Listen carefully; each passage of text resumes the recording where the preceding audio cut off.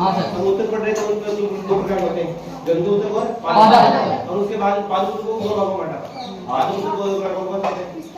स्थाई और स्थाई जटिल विभजक नहीं विभजक और स्थाई स्थाई ये पढ़ते हैं। हाँ। जो विभजक को विभाजित करने वाले उत्तर को अलग हो गए, तीन प्रकार अलग पढ़ते हैं। उसके बाद में पढ़ते हैं स्थाई।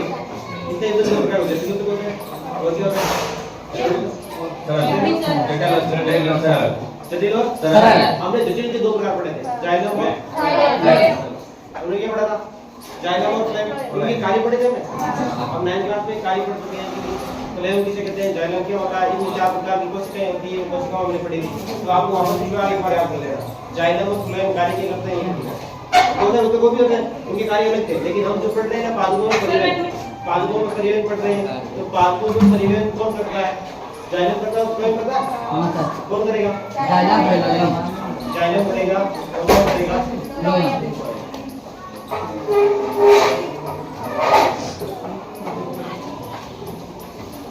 हमने पढ़ा था कि जो जाइलम ऊतक होता है ना, वो क्या करता है, जल में खनिज लवण जो होते हैं ना, नीचे जमीन के अंदर जो रहते हैं, उनको ऊपर अन्य भागों में पहुंचाने का कार्य कौन करता है, जाइलम। जैसे नाम आता है जाइलम। तो जल में खनिज लवण कौन करता है, जल में खनिज जल में खनिज लवण को खनिज लवण लवण जानते हो ना। 9th क्लास में बहुत सारे खनिज लवण पढ़े थे। मृदवास्तिक होता है, सूक्ष्मवास्तिक खनिज लवण होते हैं जो कि पौधे को आवश्यक होती है। उन्हें पढ़े, दोनों प्रकार पढ़े थे, मृदवास्तिक पढ़े थे और सूक्ष्मवास्तिक पढ़े थे। कहते हैं बहुत सारे ज्यादा मात्रा में आवश्यक पौधे होती है वो होते हैं मृदवास्तिक, और जिनको कम मात्रा में आवश्यक होती है उनको होते हैं सूक्ष्मवास्तिक। ये खनिज लवण होते हैं। ये खनिज लवण जो है ना पौधे में जाएंगे अलग अलग प्रकार के, पता है जैसे नाइट्रोजन की कमी हो जाती है पौधों में, तो पौधे की पत्तियां जो होती है नाइट्रोजन की, पोटेशियम की प्रकार की कमी होती है ना, तो बहुत सारे रोग होते हैं जिनकी कमी से बहुत सारे रोग हो जाते हैं। तो रोगों का हमने पढ़ा ये बात, जैसे नाइट्रोजन पढ़ा था मुझे, बाकी वाले प्रकार के समझो वो सबको ही नहीं है, मैं अभी 10th क्लास पढ़ रहे हैं, 9th क्लास में पढ़ रहे हैं, चलिए वापस 9th में नहीं जा रहा, ठीक है ना।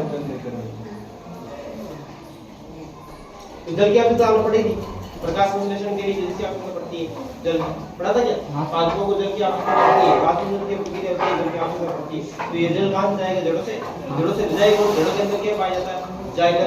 क्या होता है, जाइलम।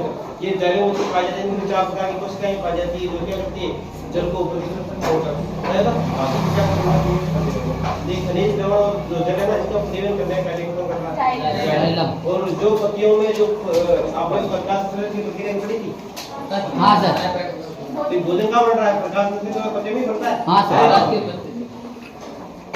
क्या बनता है भोजन, प्रकाश की उत्पत्ति प्रक्रिया पौधों के पादपों जो होते हैं ना, उनके हरे भागों में होती है। हरे भाग कोई भी हो सकता है, कोई भी यदि हरा भाग हो तो उसमें प्रकाश संश्लेषण की क्रिया होती है। हरे भाग में क्यों होती है पता है तुम्हें, क्यों होती है, क्योंकि वहां पर क्या पाया जाता है, क्लोरोफिल कार्य करता है। आपने पढ़ा कोशिका के अंदर आपने पढ़ा लवक, लवक का भी एक प्रकार होता है हरित लवक। हरित लवक के अंदर पाया जाता है क्लोरोफिल, इसको बोलते हैं परहरित हिंदी में, इसको बोलते हैं प्रकाश संश्लेषण की क्रिया।